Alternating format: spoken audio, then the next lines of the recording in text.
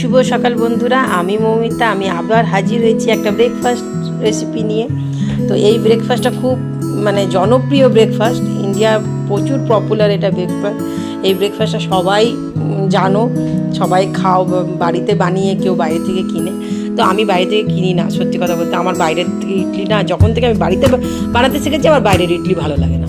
তো দেখো, ওই জন্য আমি তার আগের দিনে রাত্রেবেলাতে ইডলিটা এই গ্লাসের এই গ্লাসটা মেজারমেন্ট করে এই গ্লাসে 1.5 গ্লাস ইডলি বিউলির ডাল দিয়েছিলাম। আর 1.5 গ্লাস বিউলির ডালের সাথে তার একদম ডাবল বলতে এটা 3 গ্লাস, আমি দেখো 3 গ্লাস এই ইডলি সুজিটা দিয়েছিলাম। এটা কিন্তু ইডলি সুজি, এটা চালটা না একদম সুজির মতো ছোটো ছোটো করে, একদম ছোটো ছোটো করে সুজির দানা যেরকম হয় সেরকম করে গুঁড়ো করা থাকে। এইটা আমি এই ইডলি সুজি দিয়েই বানাই, আমি চাল দিয়ে বানাই না ইডলি, চাল ভিজিয়ে বানাই না। ইডলি সুজিটা এই জলে এরকম ভিজিয়ে দিয়ে একদম সুজির মতো ফুলে যায়, ওই জন্য বাটার দরকার পড়ে না। খুব ইজিলি তুমি বিউলির ডালটা বেটে নাও, তোমার ইডলি সুজিটা সাথে মিলিয়ে দাও, আরামসে হয়ে যায়। আর খুব সফট হয়, আমি দেখেছি ইডলি সুজি দিয়ে।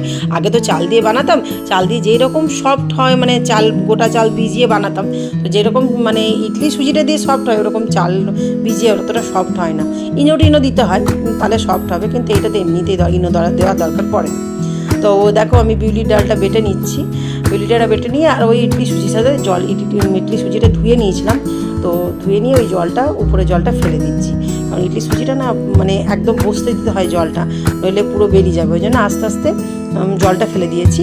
ফেলে দেওয়ার পরে দেখো বিউলির ডালটা ওর সাথে মিলিয়ে দিলাম। তো আমার জায়গাটা একটু ছোটো পড়ে গেছিলো, কারণ এটা এবার ফেঁপে আমি ওভারনাইট পুরো এটা ভিজতে দেবো।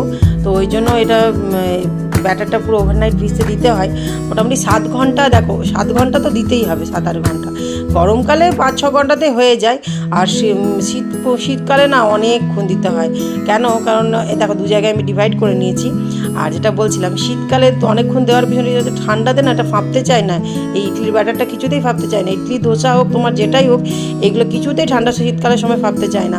ওই জন্যে মোটামুটি তুমি সকালবেলায় যদি এই ব্যাটারটা বেটে রেখেছো, তাহলে তোমার তারপরের দিন সকালবেলায় বানালে তোমার ধোসাটাও দারুণ হয়, আর ইডলিটাও তোমার একদম সফট হবে, পুরো দারুণ সফট বেরোবে। ওই জন্যেই দেখো, আমি এবার ইডলির এই ছাঁচটাতে জল গরম বসিয়ে দিয়েছি, আর ইডলির মোড়গুলো সব বাটার বুলিয়ে রাখছি। আমি মনে আছে অরিও ইডলি করার সময় বলেছিলাম যে আমি ইডলি করার সময়ও আমি বাটার বুলিয়ে রাখি, কারণ কত ইজিলি বেরিয়ে যায়, তোমরা দেখবে ইডলিগুলো সব। আর নর্মালি তেল দিলে না চতুর্দিকে ইডলির এই সময় তো এই ইডলি চাল দিয়ে যখন বানাবে না, তখন তো লেগে থাকেই, অনেক লেগে থাকে। দেখো জলটা ফুটে গেছে।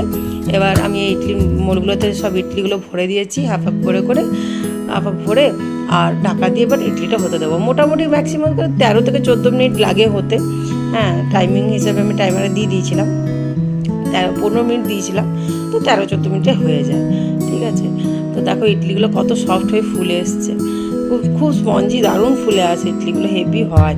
আর স্পঞ্জি বলতে দারুণ হয়, আর পুরো জালি হয়ে যায় না। ওই জালি যে ছোটো ছোটো ছিদ্র দেখতে পাচ্ছ, ওইটাই হচ্ছে ইডলির পারফেক্ট ইডলি হওয়ার তোমার পারফেক্ট ইডলির একটা পরিচয় যাকে বলা হয়। ঠিক আছে। এই যে এইটাতেই বোঝা যায় যে সফট কতটা হয়েছে ইডলিগুলো। ওই জন্য আমি বাইরে বললাম না, বাইরের ইডলি আমি একদম ভালো পছন্দ করি না। এই যে এত সফট হয় বাড়িতে ইডলিগুলো। তো দেখো ইডলিটা ভেঙে একটা দেখাচ্ছি তোমাদেরকে, খুব সফট হয়। তো তোমরা বাড়িতে বানিও, বা যারা বানাও তারা তো জানো। আর আমার ভিডিওটা দেখার জন্য অসংখ্য ধন্যবাদ। এইভাবে আমার পাশে থেকো, সাথে